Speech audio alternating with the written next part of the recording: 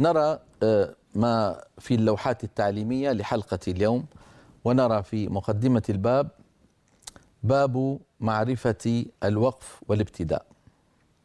باب معرفة الوقف والابتداء. قال إمامنا الجزري رحمه الله: وبعد تجويدك للحروف لا بد من معرفة الوقوف والابتداء. إذن ليس الوقوف فقط، الوقوف والابتداء، نعرف الوقوف ونعرف الابتداء. ثم قال رحمه الله: وهي تقسم إذن ثلاثة: تام وكاف وحسن. تعريف الوقف كما نرى هو قطع الصوت على كلمة قرآنية بزمن يتنفس فيه عادة بأي نية؟ بنية استئناف القراءة. نعيد واحفظوه لو سمحتم: قطع الصوت على كلمة قرآنية بزمن يتنفس فيه عادة بنية استئناف القراءة. علم الوقف والابتداء وفائدة معرفته. ما تعريف علم الوقف والابتداء؟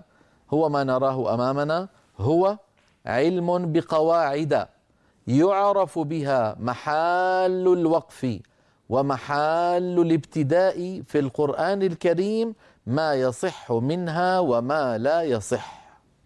أعيد: هو علم بقواعد يعرف بها، أي بهذه القواعد، محال، جمع محل، محال الوقف ومحال الابتداء في القرآن الكريم، ما يصح منها وما لا يصح. نعم.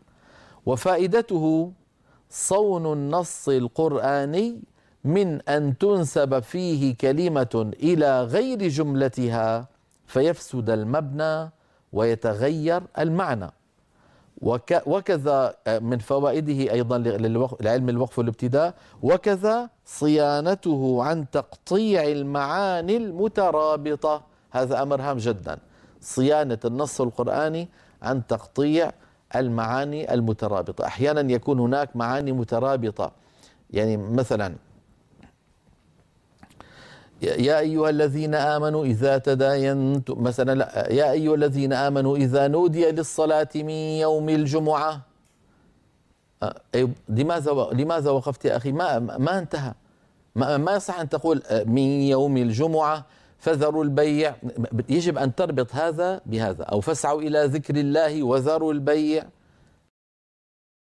ما يصح أن تقول الجمعة وتقف. ما جاء جواب إذا نودي للصلاة من يوم الجمعة، ماذا نفعل؟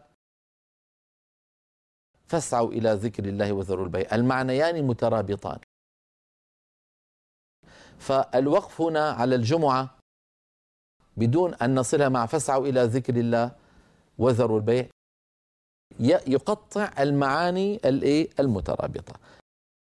هذا من أهم أنواع فوائد علم الوقف والابتداء، ربط المعاني وعدم تفكيك المعاني المترابطة، لأن السامع عندئذ لا يكاد يفهم المعنى المراد من الآيات. أذكر فأقول: عندما أقف وأنا أقرأ القرآن، إما أن أقف على رأس آية، ووقفي هذا وقف سني مأخوذ عن النبي صلى الله عليه وسلم، وإما أن أقف ضمن الآية. الوقف ضمن الآية هذا اجتهاد من العلماء مبني على معرفة كلام العرب.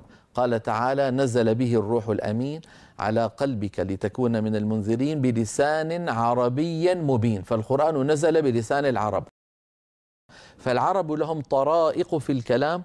فعلماؤنا من نحو وصرف بينوا لنا انتهاء الجملة، بدء جملة جديدة. هل العطف هنا بحروف العطف عطف مفردات أم عطف جمل؟ وإن كان عطف جمل، هل الجمل مترابطة مع بعضها بقوة أم يمكن فصل جملة عن أخرى؟ هذا كله من قواعد علم الوقف والابتداء.